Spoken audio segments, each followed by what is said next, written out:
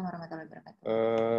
Pagi ini mau bicarakan soal pertumbuhan janin terhambat ya.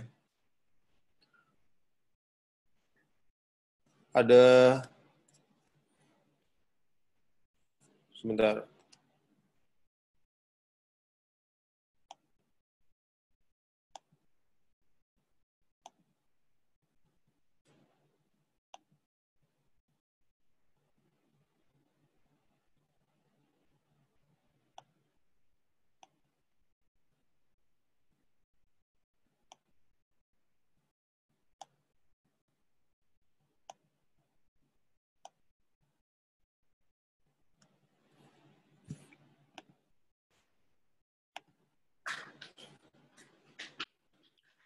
Baik, kita mulai aja.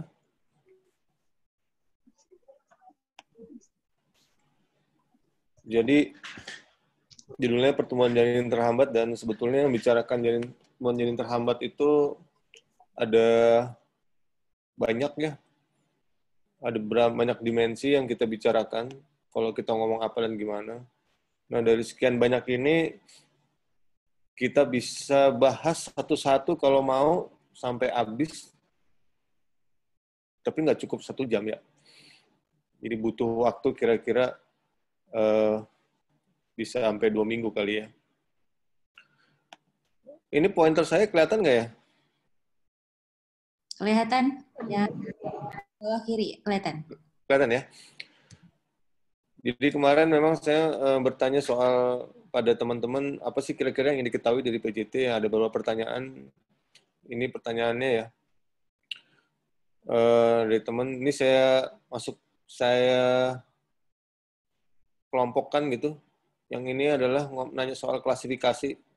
Satu. Yang kedua, bagaimana tata laksananya, artinya mau coba melakukan tata laksana, bagaimana tata laksananya. Yang ketiga, ini bioprofil profile itu artinya derajat keparahan dari PJT. Kemudian, ini teknik pemeriksaan ya, pertanyaan-pertanyaan teknik pemeriksaan. Kemudian, bagaimana tata laksana preeklamsi early onset. Ya, ini nanti nanya sama dokter Lima aja ya, karena kebetulan topiknya adalah PJT. Kecuali kalau mau nanya PJT pada kasus preeklamsi. Maksudnya gitu kali ya, PJT pada eklamsi. Baik, itu masuk dalam penata laksanaan. Yang terakhir adalah arus darah ya. Nah, kalau kita lihat, ini kalau diurutin, saya urutin aja nih. Ini,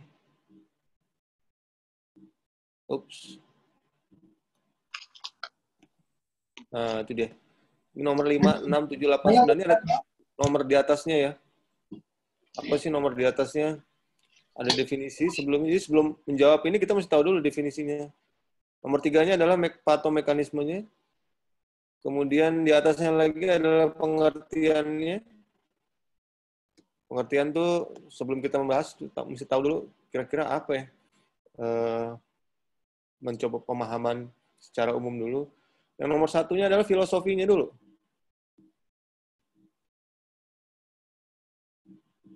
Ya, ada keluar nih. Ya. Apa itu filosofi? Ini penting banget. Kebenaran yang paling benar. Ya, jadi pada kasus ini memang jelas-jelas sudah jelas kebenaran yang paling benarnya ada gitu ya.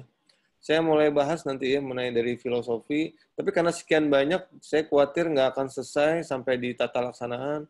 Nanti tengah-tengah kelihatannya mesti diselesaikan di hari ini, mungkin cuma di tengah-tengah, kemudian disambung di lain berikutnya ya. Di waktu lain, misalnya minggu depan atau di jadwal berikutnya. Karena panjang ceritanya.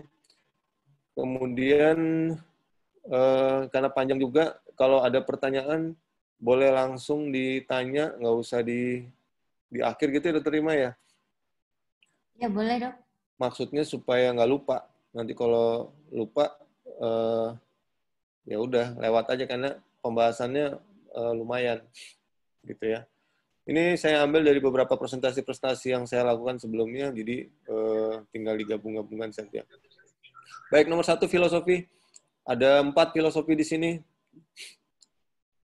Datangnya saya ambil dari kitab yang saya baca, Al-Quran. Nomor 1 ya, segala sesuatu ada ukurannya ya.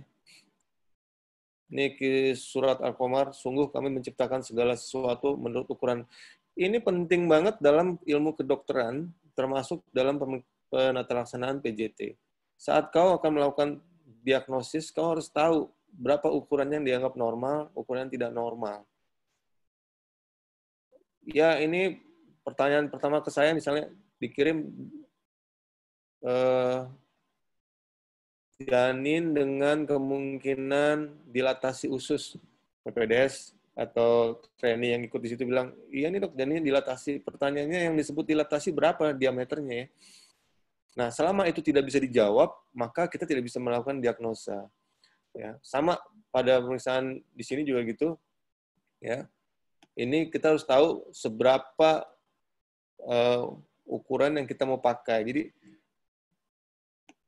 seberapa kecil. Jadi yang disebut PJ itu seberapa kecil. Ini artinya definisi. Nanti kita harus bicara yang dianggap tidak normal seberapa kecil. Nanti pada terapi juga begitu.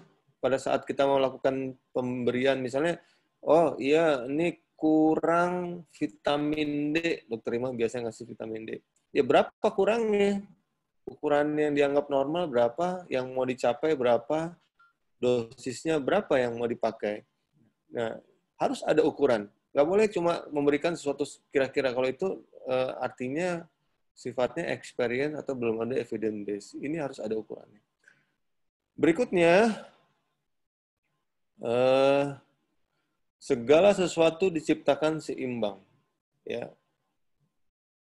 Allah menciptakan, menyempurnakan kejadianmu dan menjadikan susunan tubuhmu seimbang. Ini penting untuk menjawab kalau terjadi ketidaknormalan, yang mana yang rusak atau bagian mana yang tidak baik ya, bagian mana yang kecil, bagaimana ada kesalahan. Jadi yang disebut seimbang itu juga disebut juga selaras ya. Contohnya yang paling sering pada kasus PJT itu adalah ngomong soal brain sparing effect. Begitu kita menyebut brain sparing effect itu artinya ada reaksi yang disebut sentralisasi. Aliran darahnya lebih banyak ke organ-organ vital, terutama ke otak. Sehingga yang ke bagian bawah dikurangi atau direduksi.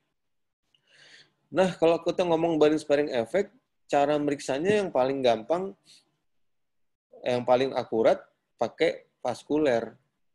Maka diciptakanlah sistem vaskuler untuk menilai brain sparing effect. Saat ini digunakan CPR. CPR kurang dari 1 ini brain sparing effect. Tetapi nggak cukup kalau nggak serasi atau nggak selaras, karena kalau misalnya CPR-nya kurang dari 1, artinya aliran darahnya yang ke otak lebih banyak daripada ke organ tubuh bagian bawah, maka tubuh bagian bawahnya harus kecil. Nah, kalau dia tidak kecil, maka itu namanya tidak serasi. Nah, kita nggak bisa pakai tuh, ya, karena dalam menilai harus serasi, harus selaras, gitu ya. Itu salah satu filosofi dari seimbang.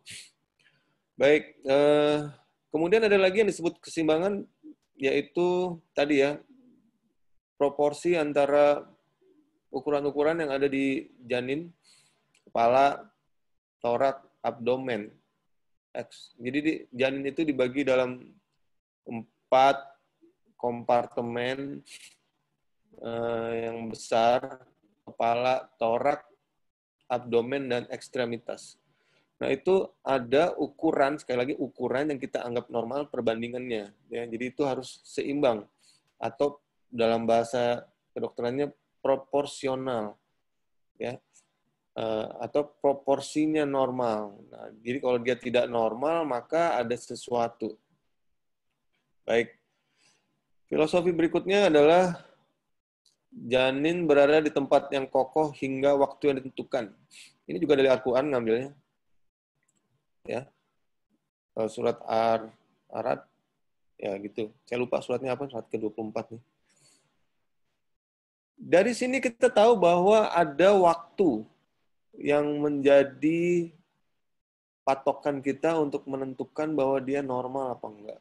Ini dalam bahasa kedokterannya kita akan sebut sebagai usia kehamilan. Gitu ya. Waktu ini adalah usia kehamilan. Kemudian di tempat yang kokoh. Apa tempat yang kokoh? Yaitu rahim. Maksudnya di sini adalah kokoh atau kukuh itu artinya tempat tersebut punya kapasitas menjamin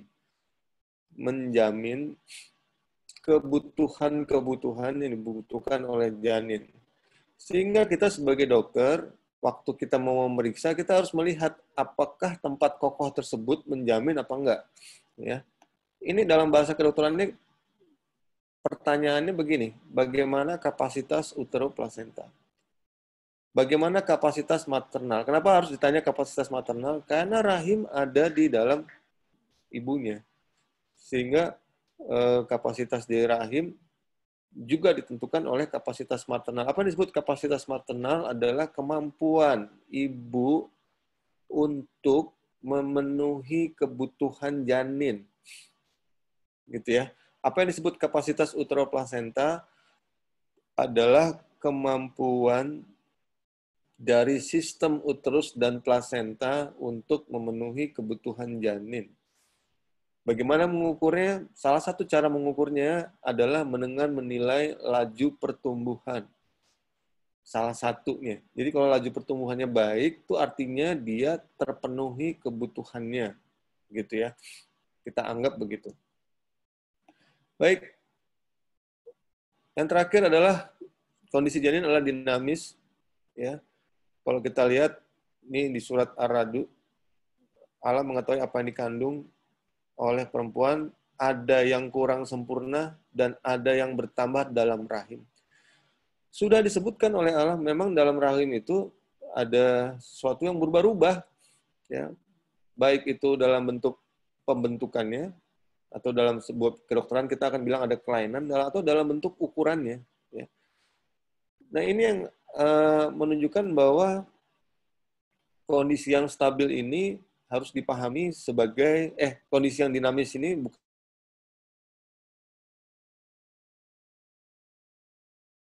Jadi harus waspada karena perubahan itu bisa menjadi ke arah yang tidak baik. Ya. Ini adalah salah satu yang berubah, yaitu laju pertumbuhan. Ya, jadi dalam hal ini kita harus tahu laju pertumbuhan, bagaimana menilai laju pertumbuhan. Itu salah satu syarat untuk menilai pertumbuhan adalah menilai laju pertumbuhan. Baik, terkait dengan ayat ini juga, saya mau bilang yang paling mengetahui kondisi dalam rahim itu Allah. Kita nggak tahu.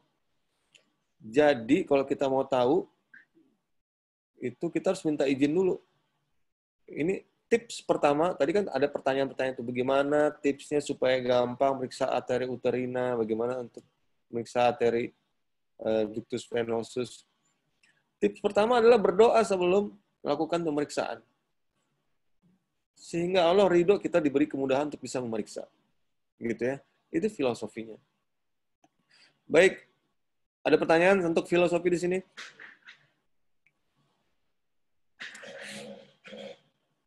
Gitu ya, kita lanjut ya. Kemudian yang kedua adalah pengertiannya. Seberapa kecil yang dianggap abnormal? Ya, gitu ya, itu pertanyaan. Parameter apa yang digunakan dan berapa nilainya? Baik, berhubungan dengan ini, maka nilai-nilai itu ada 3. Yang pertama adalah nilai mutlak, misalnya gram, milimeter, atau liter, gitu ya. Ini nilai-nilai mutlak, cuma ada satu angka, misalnya berat bayi berapa gram, 1000, gitu. Nah, itu nilai-nilai itu nilai hanya angka yang menunjukkan kondisi saat itu yang kita nilai. Tidak bisa dibandingkan. Nah, untuk pembandingan adalah diperlukan nilai lain yang disebut nilai relatif, atau boleh salah contohnya adalah menggunakan rasio atau persentil. Dengan adanya ukuran relatif ini, artinya nilai mutlak ini dibandingkan dengan sesuatu. Apakah itu dibandingkan dengan kondisi yang normal lain yang rata-rata, misalnya pada grafik pertumbuhan normal, gitu ya, atau dibandingkan juga dengan laju pertumbuhan lainnya. Nah, untuk membandingkan dengan kondisi yang sebelumnya, maka dipakai ukuran dinamis, ya, yang disebut laju atau velositas. Dalam menilai ini, sebaiknya kita tidak menggunakan yang ukuran mutlak karena banyak salahnya. Ya, harus punya pembanding. Ya, menggunakan yang ini minimal dan lebih bagus lagi jika menggunakan ukuran dinamis. Ya, karena dengan mengukuran ketiga ini, maka menilainya itu jauh lebih akurat. Contohnya ini ya, kalau ada satu janin kita ukur beratnya 2.700, mau dibilang apa ya? Normal apa enggak? Pasti nggak bisa. Yang kita mesti kerjakan adalah kita mesti tahu dulu usia kehamilannya berapa. Baik. Nah, maka kita tulis, iya hamil aterem. Ini juga nggak bisa, karena hamil aterem ada range-nya, antara 37 sampai 40. Masih nggak bisa, maka kita pakai 39 minggu. Nah, begitu kita tahu 39 minggu 2.700, normal nggak ya? Secara teori, dulu waktu saya belajar bilangnya kalau di atas 37 minggu itu harusnya di atas 2.600. Jadi harusnya dianggapnya normal. Maka kalau dimasukin grafik di 39 minggu, masukin 2.700 kira-kira sini, nggak ada artinya nih. Harus ada pembanding. Nah, kayak gitu ya. Ini masuknya ada di kira-kira persentil 10 atau sedikit di atas persentil 10. Maka kita akan bilang ini angka yang normal karena kita menggunakan angka mutlak ini. Padahal belum tentu. Nah, kita harus membandingkan dia selain dengan ukuran yang saat ini adalah dengan saat yang lalu. Ya, contohnya begini. Baik. Nah, di sini baru kita lihat bahwa sebetulnya laju pertumbuhannya dia mengalami perubahan yang harusnya tadinya di atas persentil ini 50, dia bergeser menjadi turun, akhirnya menjadi persentil 10 dalam kurun waktu tertentu.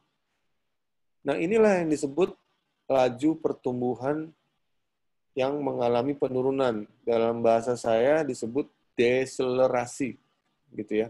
Dulu saya menggunakan istilah deviasi negatif. Tapi sekarang istilah yang dipakai deselerasi dari laju pertumbuhan. Ya. Terus di mana yang disebut PJT? Sini. Ini dia bilangnya normal tadi. Ternyata dia kalau dibandingkan dengan sini dia turun. Ya.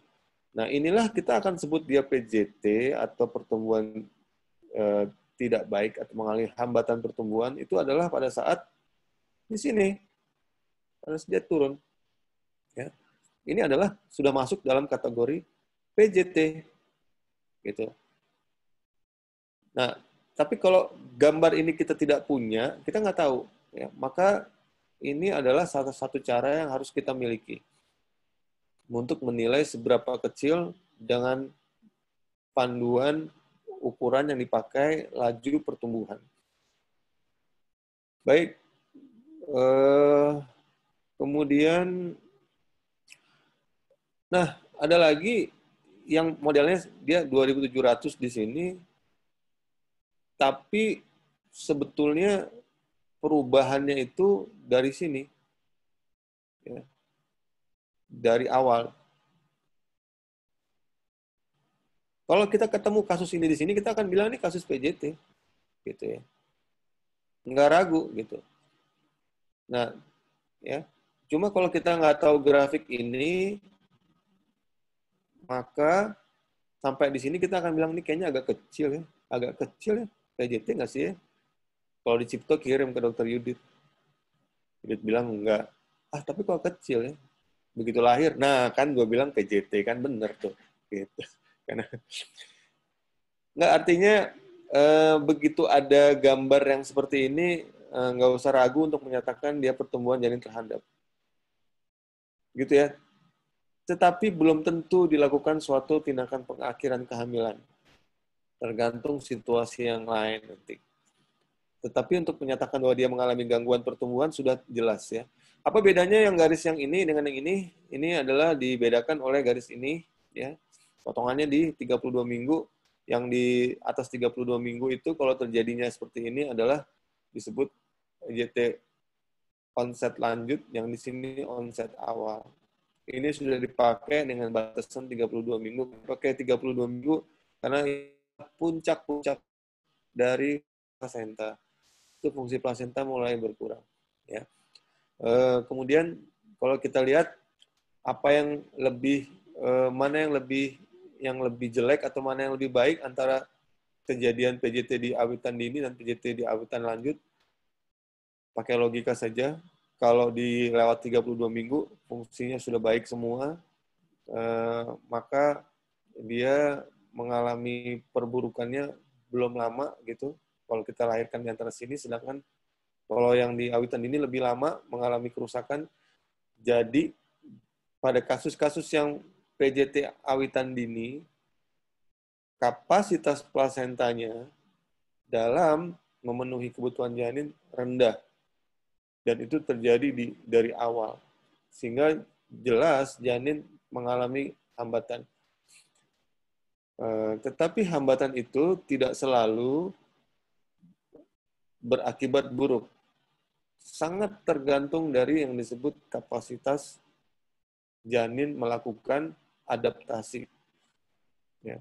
Karena bisa saja adaptasinya itu baik, sehingga dia survive dengan baik. Seperti begitu lahir, seperti baik-baik yang lain. Gitu ya. Baik, saya lanjutkan.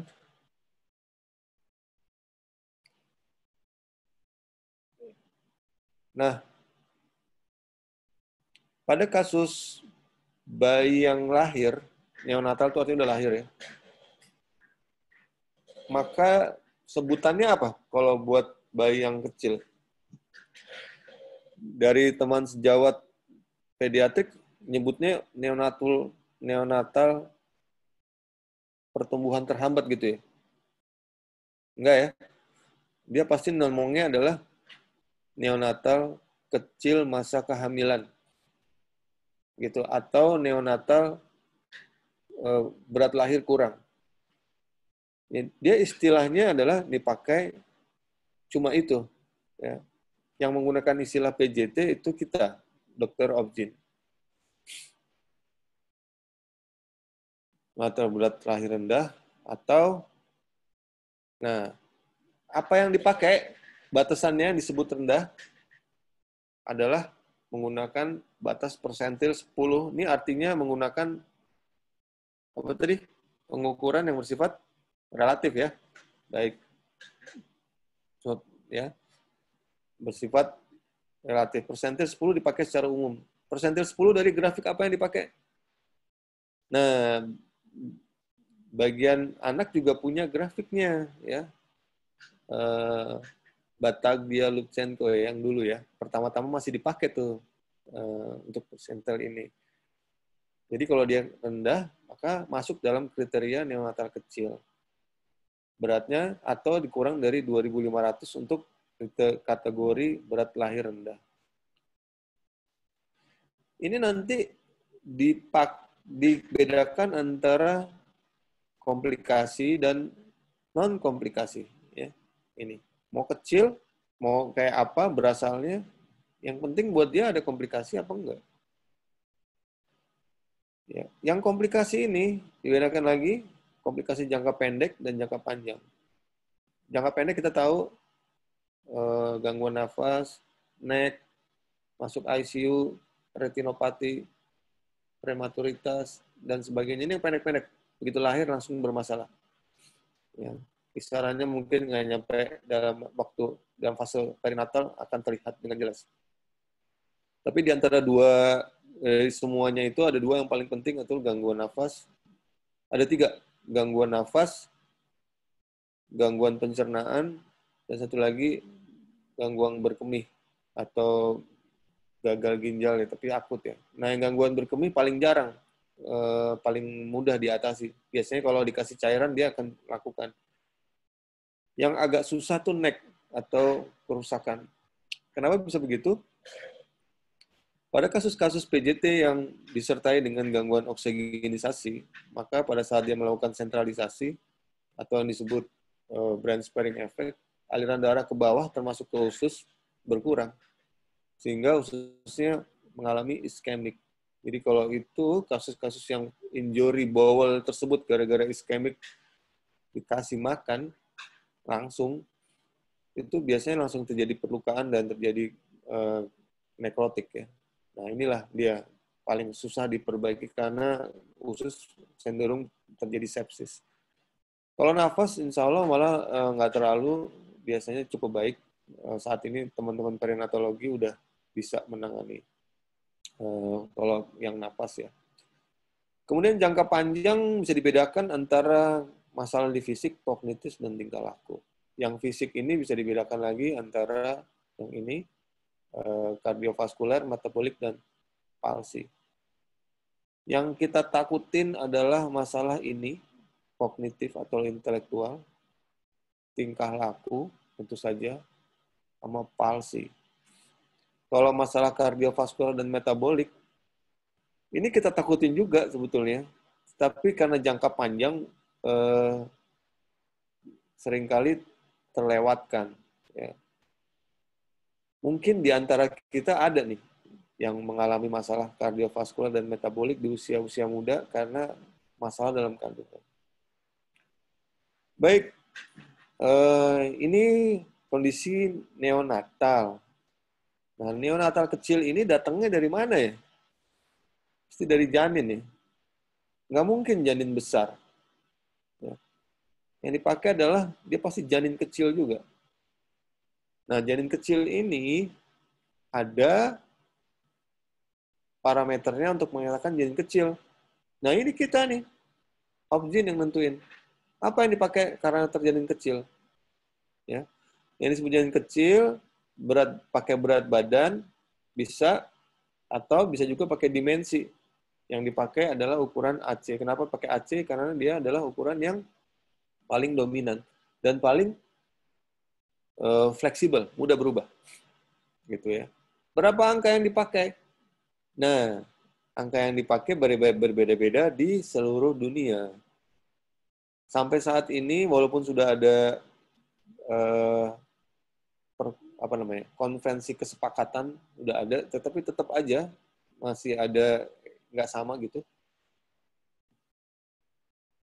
Yang dipakai adalah persentil 5, 10, 5, atau 2.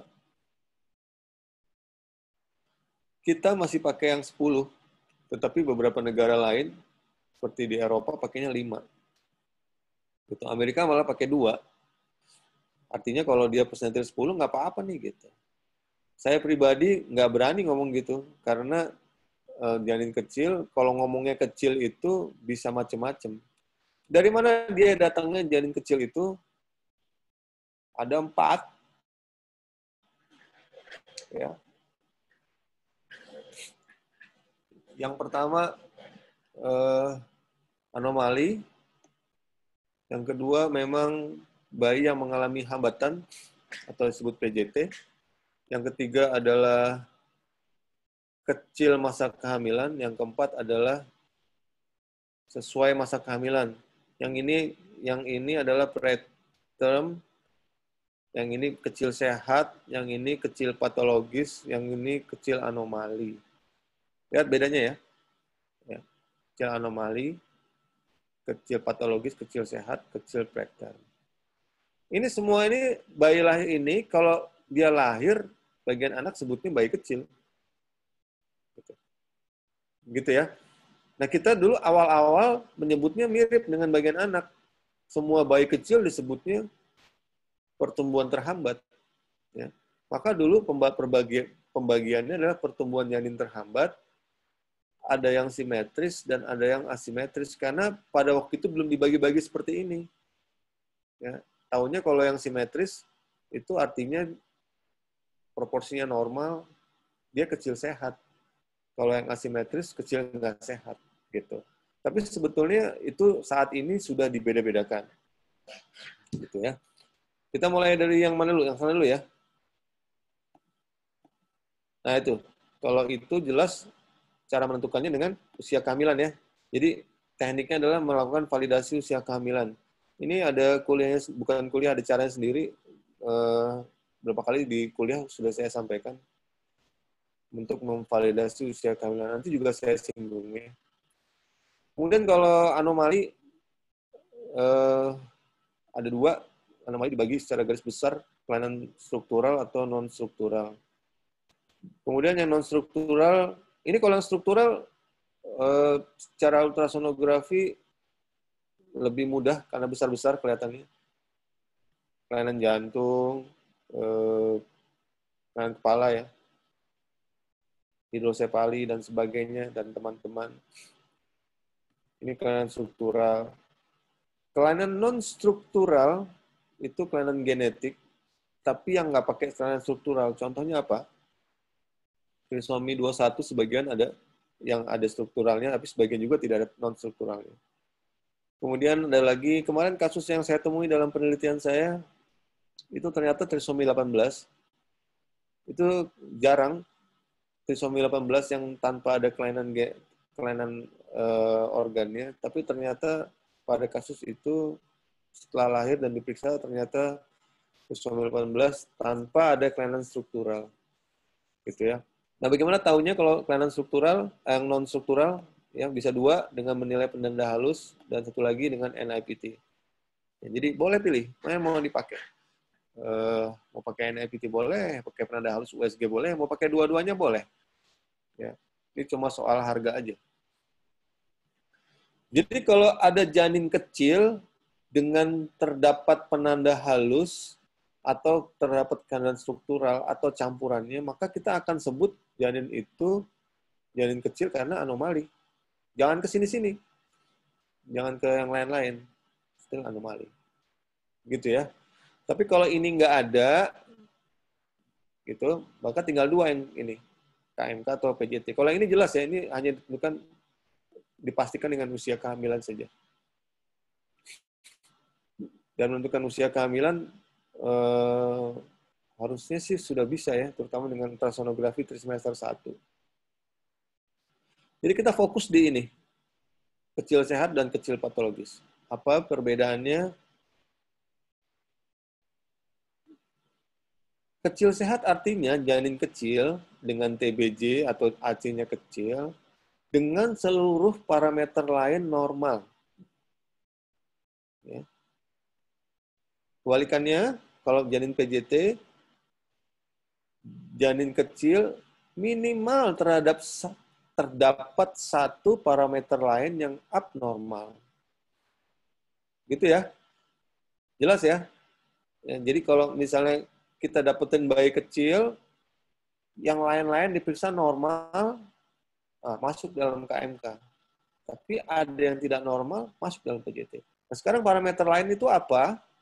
Ini nggak cukup halaman, jadi saya dibikin di halaman baru.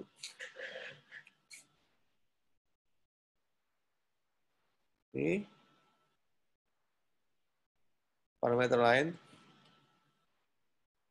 Ada dua, yang satu dengan pemeriksaan USG, yang satu lagi dengan biokimia atau histokimia atau biomarker. Gitu ya. Yang kita bahas yang USG dulu. Kenapa yang USG ini? Karena diharapkan kalian semua bisa melakukan. Yang diukur ada 4, yaitu laju pertumbuhan, proporsi janin, ya, volume cairan amnion, dan aliran darah. Pada kasus yang KMK, ini semua harus normal. Laju tumbuhnya netral, atau adanya akselerasi. Tapi kalau akselerasi namanya bukan bayi kecil lagi, udah pasti besar. kemudian tidak ada asimetrik, jadi dia simetrik. Ya. Kemudian air ketubannya normal, CPR normal, dan arteri uterina normal. Gitu ya. Jadi kalau dapat kayak gini, kecil dengan ininya semua normal, masuk dalam kriteria KMK. Yang kedua, kalau yang berikutnya adalah kalau dia PJT. Kalau dia PJT, kebalikannya.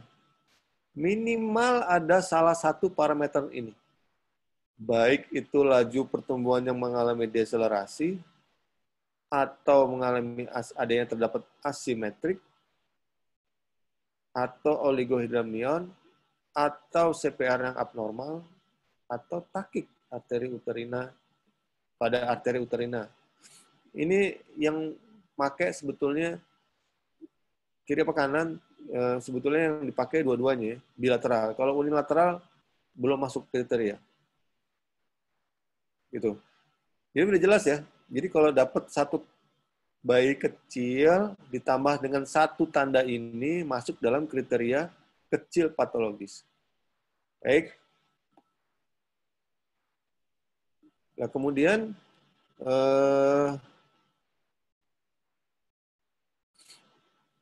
yang berikutnya tanda biokimia atau histokimia. Apa itu? Ini adalah pemeriksaan di plasenta di janin. Apa yang diperiksa? Banyak. Macam-macam. Sistem vaskuler, sistem transport, bahan metabolisme, endokrin, gitu ya. Kalau ada ini yang tidak normal, tetapi USG-nya masuk dalam sini, maka dia masuk dalam kategori yang patologis. Walaupun gambarnya USG-nya nggak dapet yang tidak normalnya, gitu ya. Kenapa begitu? Karena kan disebutnya kan kecil yang patologis, kecilnya ada sesuatu yang tidak normal. Cuma yang tidak normal itu bisa terlihat oleh kita, tapi kadang juga tidak terlihat. Nah, yang ini ya, yang untuk biokim histokimia di plasenta dan janin ini susah. Karena penilaiannya nggak gampang ini, mesti ngambil bagian dari plasenta, ngambil darah janin gitu ya. Dan penelitian-penelitian ini terbatas. Jadi walaupun ini ada, saya hanya bisa bicara secara teori saja. Dalam praktek sehari-hari ini agak sulit, gitu ya. Tapi yang mudah dilakukan adalah yang USG. Ini nggak boleh nggak, harus bisa. Yang ini karena ini mudah nih, bisa semua dinilai. Belakangan ada teman-teman yang bilang susah nih menilai arteri uterina. Ya sudah, kalau susah menilai arteri uterina ya nggak usah dinilai, yang gampang aja. Yang gampang adalah arteri umbilikalis. Arteri umbilikalis, kalau dia normal, itu udah minimal 1 poin. Tapi nggak bisa menilai CPR. Kalau CPR harus ada arteri cerebri media. Ini nggak bisa diperiksa juga. Nggak apa-apa, lihat ini aja simetrik. Karena kalau CPR-nya tidak normal, brain sparing effect, harusnya dia asimetrik. Gitu ya. Baik, itu yang disebut tadi adalah keselarasan. Capek nih. Ada pertanyaan? Silakan kalau ada yang mau tanya. Selamat siang, dokter. Saya izin bertanya. Saya Andrew dari PPDS Staff Basic, dokter. Kagak kedengeran. Maaf, dokter.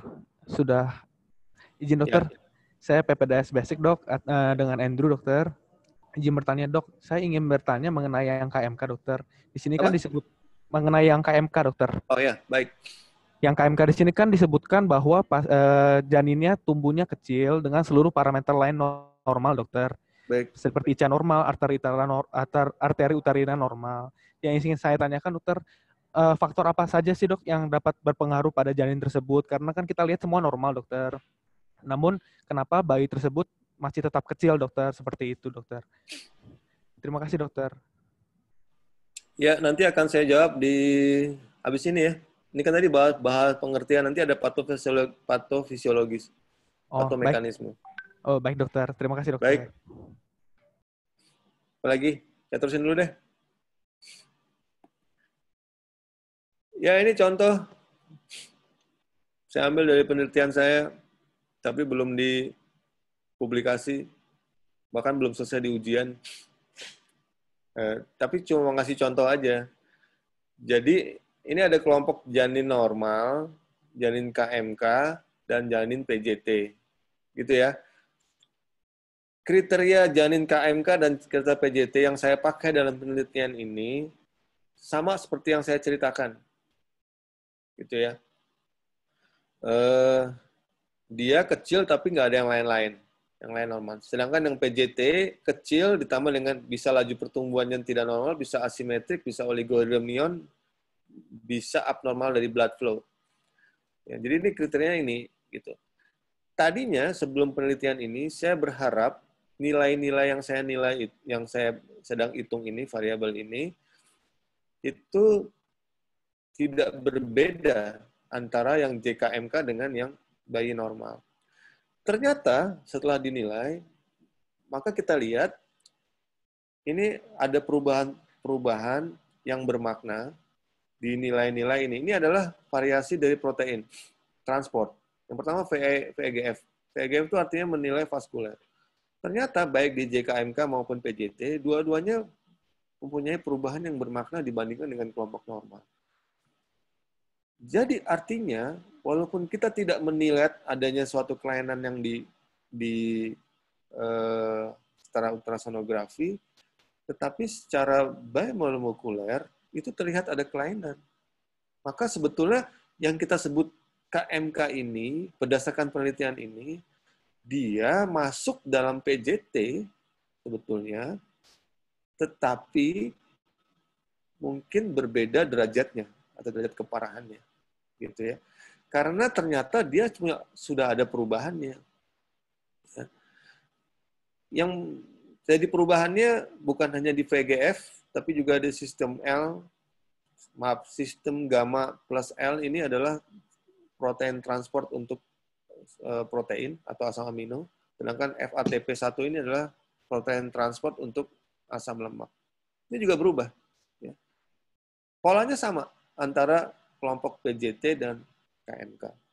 Jadi dengan asumsi bahwa pemeriksaannya itu atau pengelompokannya benar atau tidak salah gitu ya, maka kita akan bilang bahwa sebetulnya yang kelompok JKMK tampak itu JKMK itu kecil sehat itu sebetulnya nggak sehat, ya. Tapi nggak terlihat dengan ultrasonografi sebagai tidak sehatnya, tetapi secara biomolekulernya tidak sehat.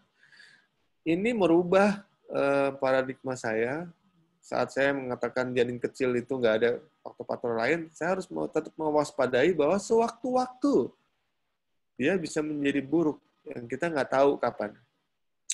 Gitu ya. Ini tadi implikasi dari yang ini ya, yang faktor ini, walaupun dia tidak normal nih di sini, maka masuk dalam kriteria PJT. Baik, terus kunci utama penentuan status pertumbuhan janin dari pengertian ini ada dua, yaitu usia kehamilannya, sama yang kedua lintasan pertumbuhan. Saya kasih contoh. Ini, kalau ngelihat langsung aja ya. Ini kan di semester 1 ini paling berguna untuk menentukan validasi usia kehamilannya. Yang mana yang kamu percaya? Usia gestasi berdasarkan gambar ini, kalau kita lihat CRL 37 sesuai dengan 10 minggu, atau dengan HTA.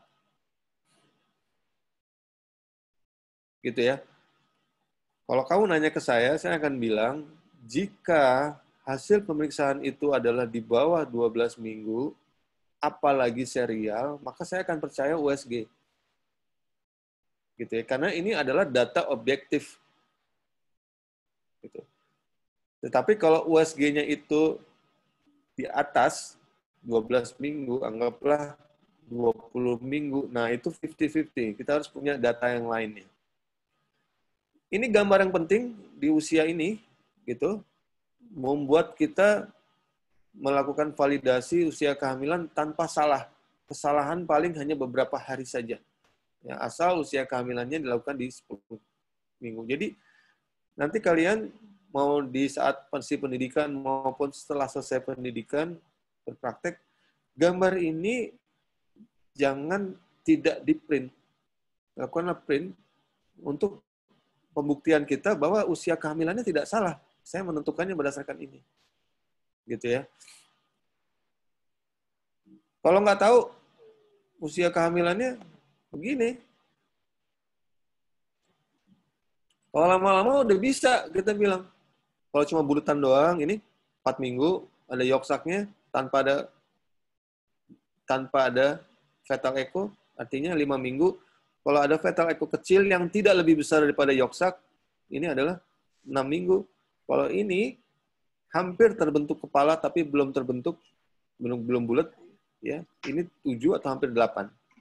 Gitu ya kira-kira ya. Tuh. Ya. Jadi kadang-kadang nggak perlu dikasih tahu usia kehamilan, yang penting gambarnya ada. Saya yakin hampir semua dokter kandungan memeriksa dengan ultrasonografi di trimester 1. Yakin banget. Tetapi tidak semua melakukan ini pembuktiannya, printing. Jadi sehingga nanti di kemudian hari, misalnya di 25 minggu, 27 minggu, udah mulai kok nggak cocok ya antara biometrinya dengan usia kehamilannya. Dia ragu untuk bilang, iya ini usia kehamilannya berapa nih? Ini bayinya PJT apa enggak? Gitu. Jadi modal ini camkan baik-baik untuk selalu di-print dan ditempel di statusnya pasien. Sehingga dokter lainnya yang bukan hanya kita yang meriksa, manapun dia punya pedoman mengatakan, oh ya ini usia kehamilannya valid. Gitu ya. Baik, ini adalah laju pertumbuhan. Saya menggunakan AC yang dipakai. Nanti ada alasannya di belakang ya. Kalau kita lihat, dilakukan serial, yang ngerjain kayak gini, sehingga kita bisa lihat, kalau dikasih lihat, nah, kalau dia berjalan sesuai ini yang disebut laju pertumbuhannya netral. Laju pertumbuhan saya pakai delta ya, delta AC. Normalnya delta AC itu nilainya adalah 10 mili per minggu. Mendekati linear. Ya. Berbeda dengan kalau kita TBJ. TBJ itu tidak linear. Maka terkadang dia nggak bisa dipakai sebagai patokan karena grafiknya tuh agak melengkung gitu. Kalau AC hampir lurus, ya, walaupun tidak lurus tapi hampir lurus. Nah yang dipakai rata-ratanya adalah 10 mili per minggu dengan plus minus 2 standar deviasi itu sekitar 8,5 sampai 11,5. Artinya kalau dia kurang dari 11,8,5 itu artinya dia nggak akan begini, dia pasti akan turun. Ya, sedangkan kalau di atas 11,5 dia pasti akan naik. Ya. Seperti itu. Ya. Setengah. Atau seperti itu. Relasi. Nah, dengan mengetahui hal ini, maka kadang-kadang kita nggak perlu tahu usia kehamilan. Yang perlu kita tahu berapa nilai ini. Gitu.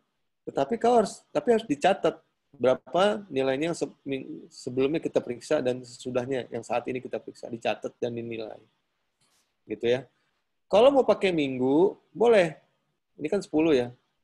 Tapi bisa juga lebih detail, biar lebih akurat pakai hari.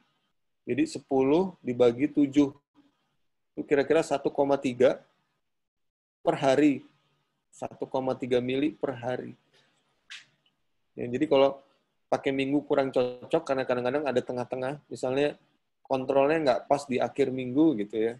Nah, biar akurat pakai hari, itu juga nggak ada masalah, karena cuma pembagiannya aja yang berbeda, nilainya kira-kira hampir sama. Gitu ya. Baik, ini yang disebut akselerasi, ini disebut deselerasi. Ini istilahnya mulai banyak dipakai sekarang di jurnal-jurnal, karena sekarang yang dipakai adalah laju pertumbuhan atau dalam bahasanya disebutnya velositas. Velositas AC, velositas fetal weight, gitu ya. Baik. Contoh. Jadi ini pasien saya ya. Saya kalau jadi kalian tidak punya alat ultrasonografi yang canggih atau mahal, nggak masalah. Saya praktek dengan alat ultrasonografi yang sederhana. Ini alat ultrasonografinya jadul, jadi lihat aja tulisannya masih tulisan jadul. Kita akan lihat. Ini nggak usah tahu usia kehamilannya dulu deh. Ini diperiksa pertama kali tanggal 16 bulan 5, periksa bulan tanggal 20 bulan 6. Ini berapa lama nih? Ya. 5 minggu ya. Angkanya tadinya segini. 92, sekarang 155. 63 mili. Bagi. Nah, delta AC-nya adalah 63 dibagi 5 minggu. 12,6. Itu normal apa enggak? Bisa sebutin. Deselerasi, netral, atau akselerasi. Gitu ya. Yang jelas tidak deselerasi kalau 12 ini. Ini jelas dia netral atau akselerasi. Jadi cenderung besar. Gitu ya. Pasien ini kemudian periksa lagi ke saya nih dalam kurun waktu berikutnya 5 minggu. Ukur lagi. 31 mili. Jadi kalau diukur selama 5 minggu ini nilainya 62 mm per minggu. Ini apa? Mengalami akselerasi normal apa deselerasi? Deselerasi, ya. Angkanya kurang dari 8 mm per minggu. Turun. Gitu ya. Terus kurang afdol kalau dilihat gambarnya. Baik, kita lihat gambarnya. Tuh. Kelihatan nggak bedanya? Ya. Yang satu di sini naik, dari sini ke sini, satu lagi turun. Deselerasi. Ya. Jadi jelas, walaupun kita menggunakan ultrasonografi yang sederhana, nggak perlu pakai yang mahal-mahal, yang penting kita bisa merecord. Kalau alat record ini tidak ada, mau nggak mau manual. Manual itu artinya di status ya, dibikin nih grafik ini. Ya. Nggak ada keraguan lagi buat saya akan bilang, ini jelas PJT kasus ini. Ya. Jadi menghadapi kasus seperti ini, jangan bilang, Ibu nanti kontrol lagi ya, kita yakinkan dulu deh. Enggak, karena angkanya sudah meyakinkan. Ya, gitu. Ini. Paling banter kalau buat saya sebagai auditor, saya akan lihat gambar AC-nya ada nggak ya? Mau ngeliat gitu dia cara ngukurnya benar apa enggak. Kalau cara mengukurnya benar, bulat, jadi ininya dia bulat, kemudian garisnya melihat bagian luar, udah kita akan bilang iya benar nih, gitu. Apalagi kalau ini usia kehamilannya ternyata ini pertama di usia 15 minggu, ya, kemudian yang terakhir ini di 25 minggu. Itu kan artinya si rahim belum memenuhi 80% dari rahim. Sehingga tidak ada yang menekan si perut. Maka ukuran abdomennya bisa akurat untuk menentukan iya ini akurat nih bentukannya. Ya. Jadi kita udah langsung menentukan iya ini PJT. Tinggal kita upaya apa yang akan kita lakukan supaya dia nggak makin jelek gitu, atau dia paling nggak tetap berjalan di sini. Ya. Kita targetnya bisa 2, tetap berjalan di sini atau meningkat. Biasanya sih tetap berjalan di sini, jarang meningkat. Kecuali permasalahannya adalah masalah nutrisi, artinya nutrisi itu artinya ibu makannya jelek. Nah, jadi bahannya kurang sehingga kita bisa perbaiki, dia bisa membaik. Tetapi kalau masalahnya bukan masalah nutrisi, contohnya jadi masalah vaskuler, nah itu yang kita upayakan adalah supaya dia tidak makin jelek. Nggak mungkin, agak susah untuk dinaikin lagi. Mungkin nanti akan lebih jelas kalau udah memasuki fase pathomechanism ya. Baik, kayaknya udah selesai untuk yang pengertian nih. Udah, boleh. Ada lagi yang mau nanya?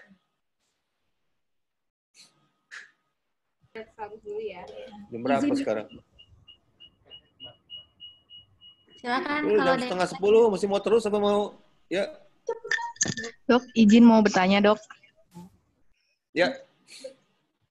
Saya dengan Denis, Dok, PPDS tahap 1B, Dok, di IGD, Dok. Izin, Dok. Oke. Silakan. Untuk definisi kita menetapkan itu IUGR, misalkan dengan kurvanya sudah... Lu ngomong pelan banget, gue nggak denger nih. Oh. Apa sudah terdengar, Dok? Halo? Dah, gue kerasin dah. Ayo.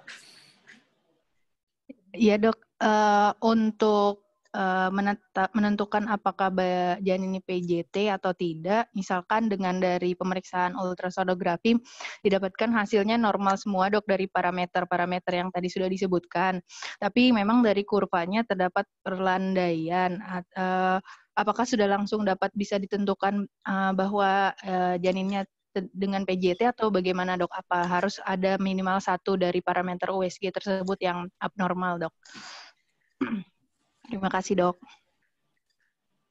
Ini gambar yang saya kasih contoh barusan pakai penilaian air ketuban nggak ya? Nggak ya? Pakai penilaian arus darah nggak? Nggak juga. Pakai ngelihat asimetris nggak? Nggak. Yang saya pakai cuma laju pertumbuhan. Ya. Tadi kamu barusan bertanya sesuatu yang disebutnya landai itu apa? Kalau dia ada di persentil ini,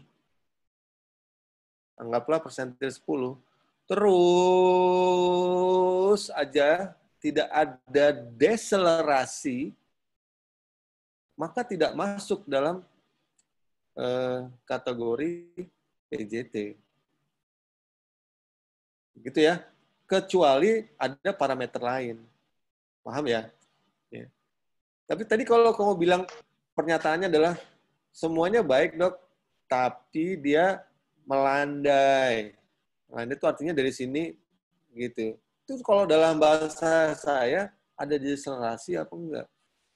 Kalau jawabannya ada deselerasi, masuk. Nggak ragu kita. Mana tadi? Nah, ini dia. Laju tumbuh deselerasi, masuk. Masuk. Ya.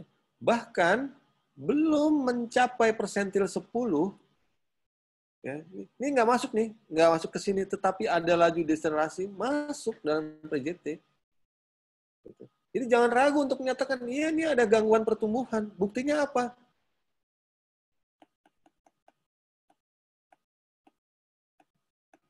Nih. Mana buktinya? Ya buktinya ini. Ini buktinya, gitu. Nah, ada orang baik dari pihak pasien maupun pihak dokternya sendiri, si pemeriksa, jangan-jangan gue salah periksa nih, gitu. Pasiennya juga bilang gitu, kayaknya dokter salah periksa. Nggak masalah. Kau bisa melakukan pemeriksaan ulang langsung pada saat itu dengan melakukan pemeriksaan ini beberapa kali. Terus diambil, jadi ngukur AC-nya beberapa kali, kemudian di rata-rata. Itu sebagai koreksimu. Bisa juga kau minta kepada pasiennya, Ibu boleh melakukan pemeriksaan second opinion untuk bisa menilai. Ya. Tetapi angka yang ada nggak boleh diabaikan sebagai PJT. Gitu ya, terjawab ya. Ya. Karena kriterianya udah jelas. Baik. Ada lagi tadi? Kayaknya ada yang tunjuk tangan. Langsung aja. Dokter Ima mana nih? Ada lagi? Pertanyaan lagi? Udah? Dok, izin dok. Ya. Mau tanya dok, untuk yang sebenarnya kayak pengecekan VEGF yang seperti itu yang tadi dokter bilang bermakna pada pasien KMK dan PJT dengan pasien yang sesuai masa kehamilan, itu sebenarnya kita lakuin pemeriksaannya pada pasien saat kita temukan PJT atau KMK, atau misalnya dia bisa sebagai prediktor, misal sebelumnya dia pernah ada riwayat PJT, terus kita bisa pada kayak trimester 2 walaupun kita belum temukan, terus kita bisa cek sebagai prediktor dia akan jadi IUGR atau enggak gitu dok.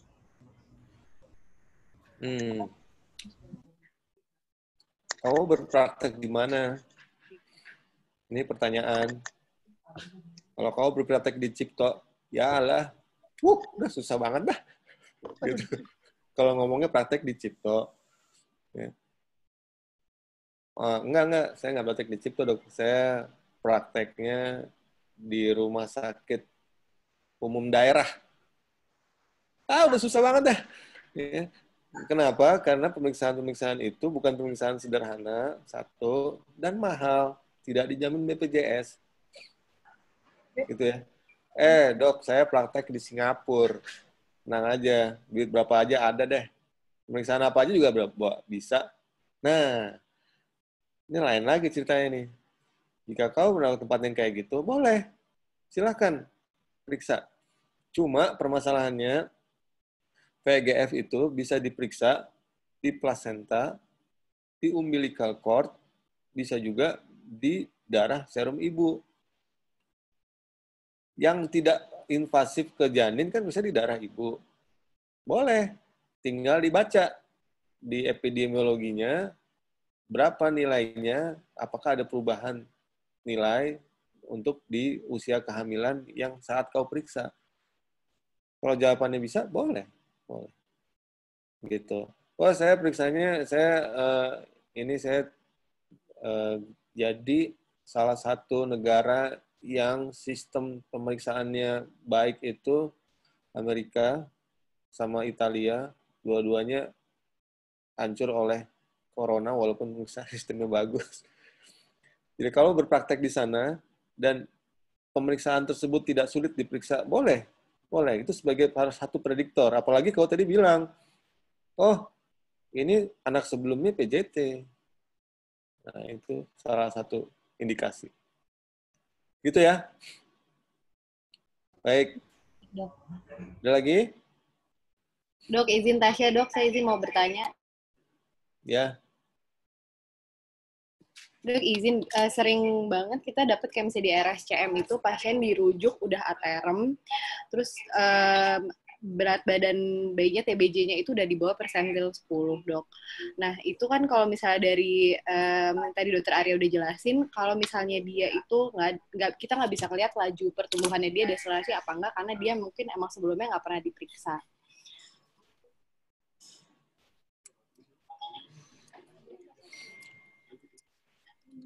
Terus?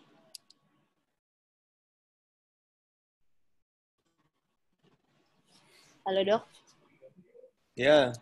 Udah terdengar belum, dok? Dengar, dari tadi juga kedengeran. Terus?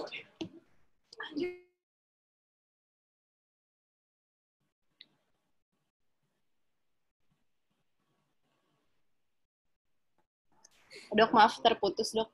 Udah Kedengar. Iya, dok, jadi misalnya dia udah datang tapi dia cuma baru 1 kali pengukuran aja, pasiennya udah di bawah persentil 10, itu berarti kita belum bisa diagnosis dia sebagai PJT berarti ya, dok, karena kan kita nggak pernah punya laju deselerasi yang lain, atau kita harus mencari apa yang penanda lainnya itu, dok. Balik lagi deh, ini saya balikin dulu ya. Ini pertanyaannya bagus.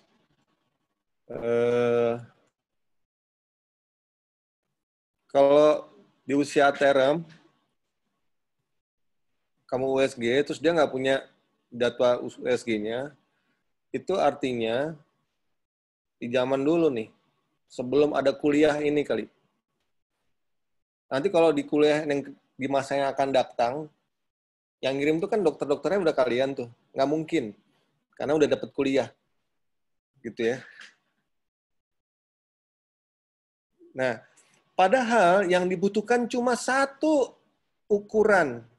Apa? AC saja. Susahkah ngukur AC? Gampang banget gitu ya. Nah, baik. Terus apa yang kamu lakukan kalau kamu nggak bisa menilai pertumbuhan? Balik lagi nih. Nah, gini ya. Pertama menggunakan yang ini. Ada persentil 5, 10, 5, sama 2. Dia ada di mana? Ya. Begitu kamu bilang, ini persentil 2, maka kita nggak akan mungkin masukin lagi ke KMK. Karena itu disebutnya ekstrim kecil. Ya. Pada penelitian yang saya kerjakan, ini saya membedakan rata-rata persentilnya untuk AC-nya. KMK itu persentilnya kira-kira 10. Sedangkan PJT itu persentil kira-kira paling tinggi 7, paling rendah 2. Gitu. Jadi itu bisa dipakai yang ini. Gitu. Tapi dengan syarat penilaian yang lainnya normal ya. Terus kamu menentuin apa sih? Oh, saya menentuin kalau KMK kan bisa lahir salginam. Nah, iya benar. Ya. Ya, jadi sebetulnya kalau misalnya persentilnya 10 nih, kecil, yang lainnya normal, laju pertumbuhannya juga nggak ketahuan, maka kita anggap sebagai KMK. Nggak apa-apa, lahir biasa. Apalagi kalau settingnya normal. Gitu ya. Ya, karena kan ini udah mau ATR, mau lahir nih, tinggal dilahirin aja normal apa enggak. Gitu. Dah, paham? Baik. Dokter. Ini udah jam 10:30. 10:30 mau diterusin apa mau diterusin minggu depan atau dicari waktu lagi? Boleh dicari waktu lagi mungkin ya dok, karena PPDS harus kerja juga sih dok. Baik, aku mau jawab pertanyaannya si Andrew tadi. Satu aja. Ya, ini dia. Nih. Ini adalah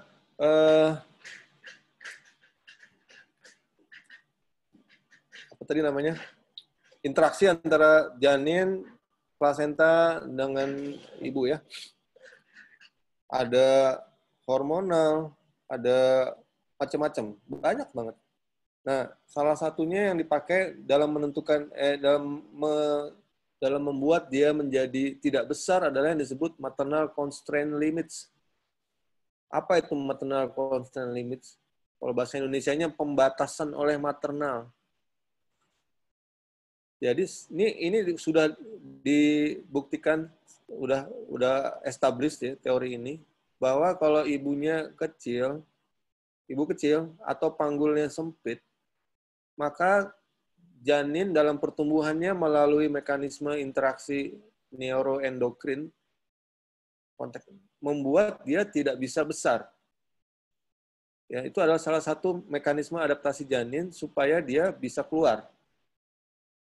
Seperti itu ya. Ini dalam kondisi.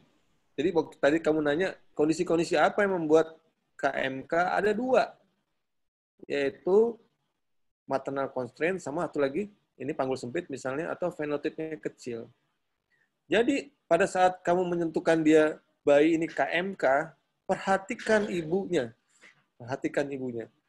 Karena syaratnya murni KMK itu adalah dia harus kecil. Ada fenotip yang kecil, misalnya ibu atau ayahnya, atau panggulnya kecil. Tetapi kalau ini tidak ada, ya misalnya segede Tasya gitu kali ya, besar tuh dia tuh, panggulnya lebar gitu ya. Orangnya kan nggak kecil. Terus bayinya kecil.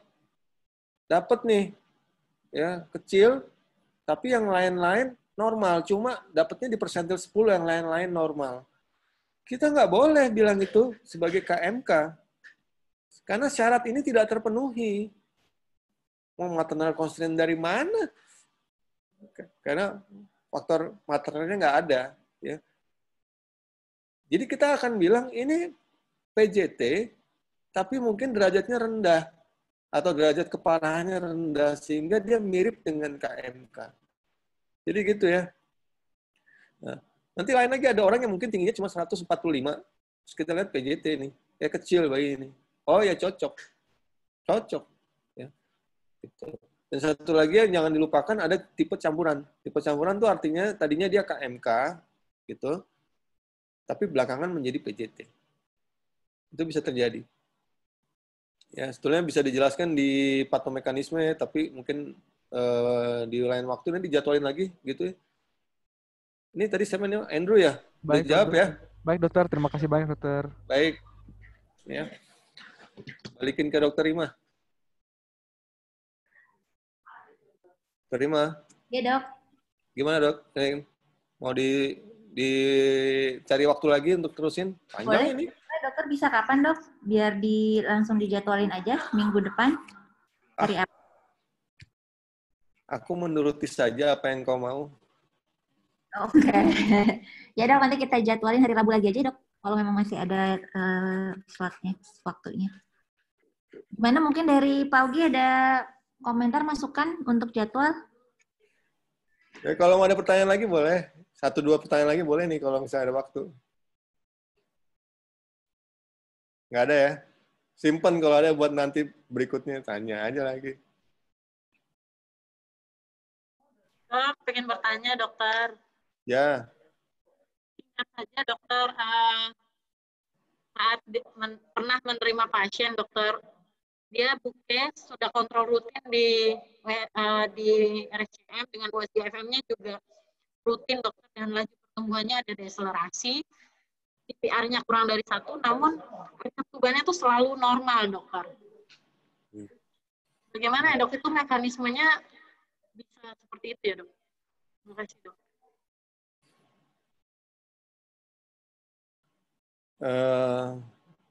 Jadi kalau kamu bertanya seperti itu, saya nggak berani menjawab secara pasti sebelum kamu memberitahu ke saya berapa perbedaannya antara HC sama AC-nya. Apakah dia asimetrik atau tidak? Kalau dia HC per AC-nya asimetrik, jadi kalau di usia aterem di atas 1,1, ya, di atas 1,1 pada usia aterem, HC per AC-nya, itu artinya udah terjadi brain sparing effect. Kalau pada saat itu AC-nya banyak, itu artinya baru saja terjadi dan belum merusak karena kapasitas dari ginjalnya masih memungkinkan untuk bisa memproduksi urin yang baik. Gitu ya. Hati-hati, karena tadi kan bilang gitu, filosofi yang nomor 4, janin adalah kondisi yang dinamis. Gitu. Kalau kita udah ngelihat kayak gitu, nah hati-hati, nanti 2 minggu lagi bisa menjadi turun. Bisa itu. Itu kalau misalnya asimetrik ya. Tetapi kalau kau mengatakan, enggak, ini bayinya ada deselerasi, tapi dia simetrik. Nah, beda lagi ini ceritanya. Kalau simetrik itu artinya tidak ada brain sparing effect atau tidak ada sentralisasi. Artinya laju pertumbuhannya turun secara keseluruhan, tetapi bukan masalah vaskuler. Bisa jadi masalah dari transportnya, protein transportnya. Nah, itu nggak ngaruh sama air ketuban. Gitu kali ya. Ya, baik. Ya, aku nggak berani jawab secara detail nih. Lain kali kalau kayak gitu, bagusnya dikasih gambar ya, supaya bisa kita nilai bareng-bareng gitu. Dan penilaian ultrasonografi itu untuk kasus janin ya, akan susah kalau dinilainya cuma satu bagian, harus satu utuh gitu. Ya. Kecuali kalau lagi ngajarin kayak gini. Gitu ya. Baik. Baik, dokter. Ya, udah dulu ya. Dokter Ima, silakan. Ya, terima kasih dok. Mungkin nanti dari Paugi bisa kasih tahu kira-kira waktunya mau kapan, minggu depan. Biar nggak lupa lagi, jangan terlalu lama jaraknya mungkin ya, dijadwalin. Kan sebenarnya Iren ya, Dan? Atau siapa? Bukan dokter Rehan, dokter. Tapi nanti saya sampaikan dokter untuk mungkin mencari jadwalnya dok. Ya, baik. Makasih. Selamat bekerja lagi. Terima kasih, Dok. Baik, terima kasih dok. Terima kasih dokter. Assalamualaikum warahmatullahi wabarakatuh.